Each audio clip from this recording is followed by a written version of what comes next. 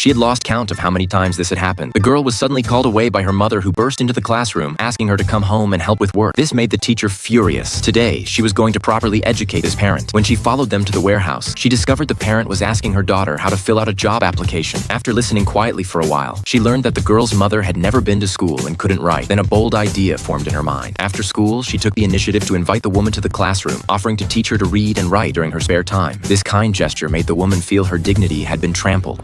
You think you know anything about me?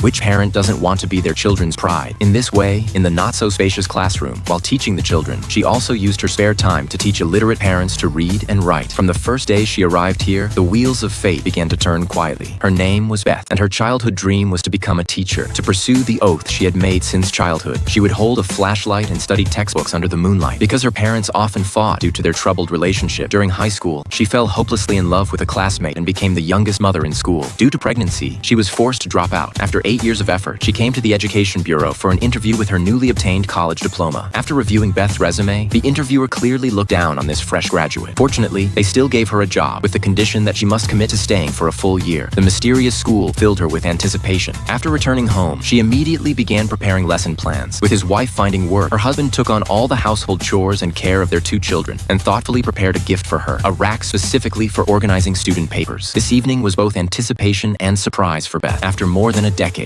she was about to realize her childhood dream. Her husband, who had supported her for 8 years, believed his wife would become a qualified teacher. The next day, Beth set out on her dream journey with great expectations. Following the address on the paper, she found something was wrong with this place. Police cars and homeless people were everywhere on the roadside, and there wasn't even a proper road. Beth carefully checked the address in her hand. A suddenly appearing homeless person frightened her. When she reached the destination, she had to get out of the car. She hadn't walked far when she stepped into a puddle, soiling the shoes she had polished countless times. With no choice, she could only steel herself and continue walking. Upon entering the school building, the scene before her was unforgettable. There was no scholarly atmosphere here at all. Homeless people and drug addicts were everywhere, mixed with the crying of babies. The only administrator told Beth this was the school she was looking for. Beth hurriedly called the Education Bureau to confirm. Before the call connected, she was led into the classroom by the previous teacher. Rather than a classroom, it would be more accurate to call it a garbage dump. The teacher briefed her on the upcoming work at breakneck speed. Before leaving, the teacher gave Beth a secret weapon. If she really couldn't manage them, just show them movies. As long as the children weren't wandering the streets, anything would work. The experienced teacher had been driven to mental breakdown in just 2 weeks, and she dared not imagine how long the coming year would be. The first thing she did was erase the names of children written on the blackboard. Then she opened the door and actively greeted the children. The children didn't take this new teacher seriously at all.